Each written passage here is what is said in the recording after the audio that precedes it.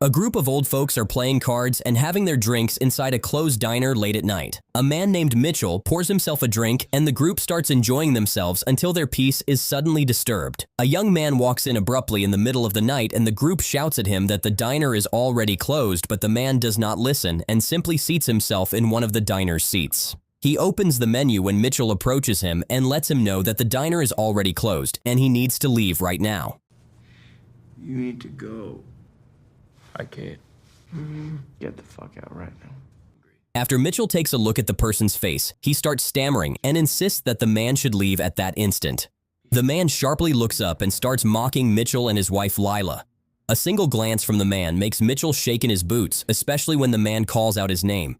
Mitchell yells at him to get out of the diner, which the man complies with and leaves. Mitchell returns back to his seat and continues playing, but his friends notice that he is looking like a mess. They try questioning him about the man, but Mitchell simply brushes off their questions. A few minutes later, the man returns to the diner with a gun in his hand and starts shooting the friends playing cards. He opens fire at everyone and shoots each one of them coldly. This man Elwood is a contract killer hired by Mitchell's wife to kill him. Elwood walks over to Mitchell and realizes that Mitchell is still alive and breathing, so he shoots 2 more merciless shots at Mitchell and kills him on the spot. The story then shifts to another person who is watching his past in his dream. He sees himself on the rodeo bulls race with the shirt saying Rossi on the back. This young man only sees a few glimpses of his past, then jerks awake. Sam Rossi, who is now grown old and has a beard, gets up on his bed and looks at the picture of his family. He smiles and goes to the bathroom to wash up. After washing up, he walks to a hotel reception desk and talks to the girl named Mags. It turns out Sam is the owner of a motel that is managed by Mags. Mags warmly greets him and serves him some coffee. Sam compliments her coffee and asks about the motel, and Mags informs him about room 128, which has been causing a lot of complaints from the other customers.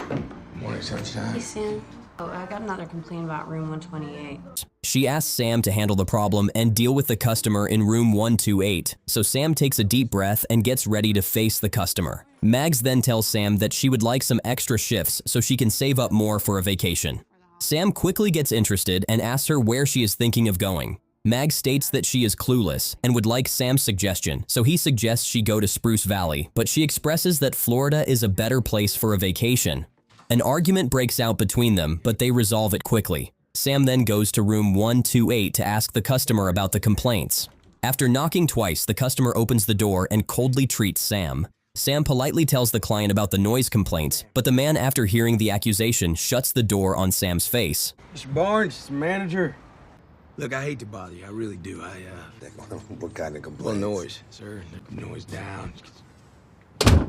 Sam walks back to Mags, who comforts him after the rough confrontation with the client. At the same time, Bernadette arranges the whole funeral for Mitchell and his friend. Guests give their condolences and leave the funeral. Only Bernadette stays in the room and keeps crying after the loss of her husband. Lila approaches her and attempts to console her, but no matter how much she tries, Bernadette keeps sobbing. Lila then gets straight to the point and asks about the finance documents of Mitchell that she wants to find, since Mitchell was always avoiding paying tax. I didn't really trust the banks, did he? Always thought he was avoiding taxes. Bernadette expresses that she has no idea about that and hugs Lila in an attempt to console her, but there is not even a single sign of remorse on Lila's face. Sam and one of his friends also attend the funeral and talk about Mitchell's and his friends' deaths. They are suddenly interrupted by Bernadette, who walks in on them and talks to them about the funeral. Sam's friend leaves after saying his condolences while Sam stays behind to chat with Bernie. He and Bernie express their feelings about seeing each other after a long time and how they have not changed a bit. Their conversation hints that they had been involved in some sort of affair in the past. While talking, they get a bit too close and continue chatting. Meanwhile, Lila meets up with Elwood and asks him why he killed Mitchell's friends when she only asked him to kill Mitchell. Elwood exclaims that it was not his fault that Mitchell's friends were at the diner that night, and he blames Lila for not giving him the proper information. He then demands to know why she ordered the killing of her own husband. He suspects that she killed him for his money, but Lila clears up the misunderstanding and says she only killed him because he kept cheating on her. Why did you want him dead?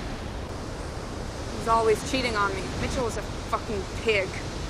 Elwood then demands his payment from her, and she explains that she is going to pay him soon after she gets her hands on Mitchell's money. She explains that she is going to talk to Mitchell's lawyer next week, and Elwood will be getting his $50,000 payment then. Elwood then leaves and goes straight to Sam's motel. Back at the motel, Sam is sleeping in his room when there is a knock outside and Sam opens the door half naked. Bernie stands outside with a lustrous expression and it ends with them both having an affair in Sam's room. After Sam sleeps, Bernie leaves the room and goes back to her home. The next day, Elwood approaches Sam and explains that he has been staying in motel room 125 and would like to extend his stay. He asks if it is possible for him to hold on to his room for a little while longer. Sam, who is fixing something, gets up and tells Elwood that he needs to check the register to see if the room is still vacant. Upon checking the register, he tells Elwood that he can have the room for himself. That room's all yours. Oh, great.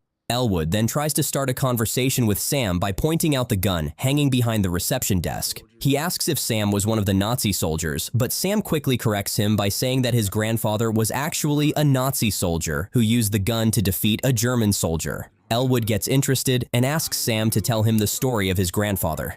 Sam tries to brush off the topic, but Elwood suddenly recognizes Sam as the prodigy rodeo runner. Sam gets embarrassed as Elwood keeps explaining that his father was a huge fan of Sam and would have been very shocked to see Sam in the motel. They talk for a bit and Sam tells Elwood to pass his regards to his father. Elwood turns back and explains that he cannot do that because his father is already dead. Sam feels bad about the conversation, but before he can apologize, Elwood walks out of the office. At the same time, Lila meets up with Mitchell's lawyer to discuss Mitchell's will. To her shock, the attorney explains that Mitchell's business was already facing financial difficulties. She gets shocked and tries to argue that her husband had different businesses and thousands of dollars, but the attorney gives her the bad news that Mitchell's business was already bankrupt and there is nothing he can do for her. She still tries to claim Mitchell's will, but the lawyer tells her that there is no will at all. Were you aware of your husband's financial difficulties? Your husband was bankrupt. She starts shaking in stress and talks to herself that if she had known her husband was in such a terrible financial state, then she would not have made the decision. And the decision she is talking about is the one about killing Mitchell. She states that she still has to pay for the funeral, but the lawyer drops another piece of bad news because the bank which Mitchell owed to wants to take his house back. Lila gets confused and asks the attorney what she is going to do now, but the attorney simply shrugs and states that she needs to figure something out. Lila gets scared now that she has promised to pay Elwood next week as well. She gets out of the office and drives back home with Bernadette, who asks if Lila is all right. They drive in silence while Bernadette takes Lila to her home. Sam arrives at the motel to begin his night shift when Elwood approaches him and requests Sam to hang out with him. Sam tries to refuse, but Elwood convinces him by saying that he will get Sam back to the motel before his shift even starts. You want to join me? I appreciate it, but no, I work. Shift starts at midnight, but you have a good time. I'll have you back before 12. Promise. They go to a cafe and start eating dinner together, and both apologize for their behavior from that afternoon. Sam then explains that the motel actually belonged to his dead brother, who wanted to succeed him at this motel, but after his death, Sam is the one managing it all. Elwood then explains his life story about his mother's and father's deaths. They are still chatting when Lila approaches Sam and her face drains of color when she sees Elwood with Sam. She quickly takes her order for Bernie and leaves the cafe in a hurry. Bernie asks her if anything is wrong, but Lila shrugs it off and they go straight to Bernie's house. They are watching a movie when Bernie falls asleep and sees a nightmare about her husband. She jerks awake and Lila quickly calms her down. Lila then puts her to sleep and drives back home. While she is on her way, she notices that she is getting followed by another car. She tries to make several turns and even tries stopping her car in front of train tracks, but the car behind her keeps following her. Back at the motel, Bernie meets up with Sam and asks him to have dinner with her at her place. Lila barely manages to get back home safely, but the next day, Elwood starts getting frantic about Lila not answering his calls. He finally decides to give her a visit and follows her into her home. He quickly tackles her down and demands his payment. Lila starts begging for her life and explains that she does not have the money right now, but she can get it for him. I don't have it. Where's my money? I don't have it. I don't get it. Please, I get it. I know where. After her countless begging, Elwood backs off and gives her a chance to get his payment. Sam goes to Bernie's house and they quickly have dinner and spend their night together. They are still talking when Sam has to go back to his motel to kick out the client in room 128. He talks to Mags about his life struggles and she tries her best to cheer him up. Sam then goes to room 128 and forcefully opens it to vacate the room, but the client inside starts attacking Sam and thrashing his face. Sam gets angry and goes back to his room where he looks in the bathroom mirror and sees his face full of cuts and bruises. He decides to teach this man a lesson, but before that, he plans to talk to Bernie. Back at Bernie's house, she starts getting ready to have a bath after Sam has left. She fills up the tub and goes into the bathroom without noticing two men outside her house. She takes a relaxing bath, unaware that two burglars have already barged into her house. She suddenly hears some noise and walks down the stairs to check it out. After coming downstairs, she is suddenly attacked by two masked burglars, so she quickly runs upstairs to her bedroom while one of the burglars keeps chasing her. She quickly locks the door and stays inside while the burglar starts banging on the door. She wails and tries to muffle her screams. The other burglar goes straight to Bernie's safe and starts banging it open. After taking his mask off, it is revealed that this burglar is actually Elwood, who is there to rob Bernie's house. Elwood's companion Paul breaks down Bernie's bedroom door, but she is quick to act and stabs him with something sharp. He grits his teeth in pain as she runs downstairs and tries to escape, but at the bottom of the stairs, Elwood awaits her. She stabs him as well, but Elwood manages to get Bernie's husband's money and escapes the house alone. Bernie falls down to the ground while her home's phone keeps ringing from Sam's calls. She starts to take deep breaths while trying to figure out the situation and then calls the police. Back at Sam's place, he tries calling Bernie several times, but after Bernie does not pick up, he gets in his truck and drives to her home. To his surprise, Bernie's house is surrounded by dozens of police cars. He quickly gets inside and sees Bernie in the middle of an investigation. She quickly hugs him, and Sam tries to console her. Sam gets to know about the incident, and Bernie tells him about Paul. After the incident, Sam takes Bernie to a safe place and returns back to the motel. At the motel, Mags is waiting for him to come back. She talks to him about everything going on in his life and asks if Bernie actually killed one of the burglars. It turns out it is true, and Paul died after getting stabbed by Bernie in her bedroom. Sam explains everything about the situation to Mags and tells her to continue her job at the reception. I heard she killed one of them, Sam. Are you okay? Things like this, man, you just gotta let him get your stuff. I got the card.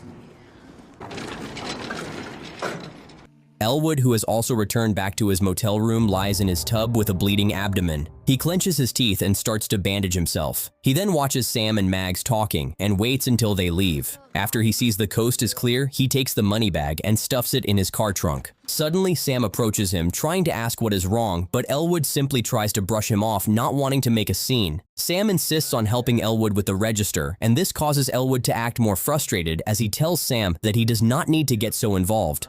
The wound on Elwood's abdomen starts to bleed and tints his white shirt. Sam watches this in horror and realizes that something is not right.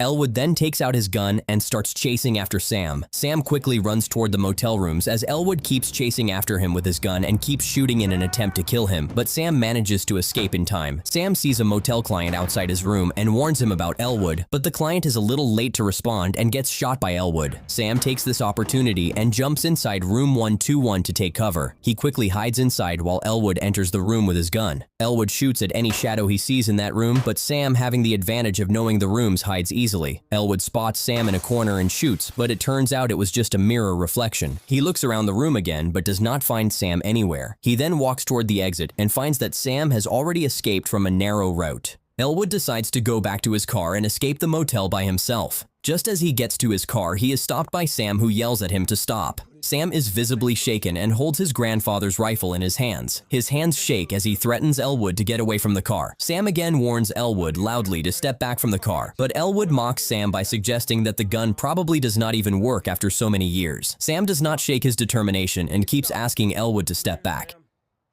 Put that gun down. I'm leaving, Sam. Okay? Put the gun down. I'm not gonna say it again. I will shoot you dead. No, Walk away. I can't.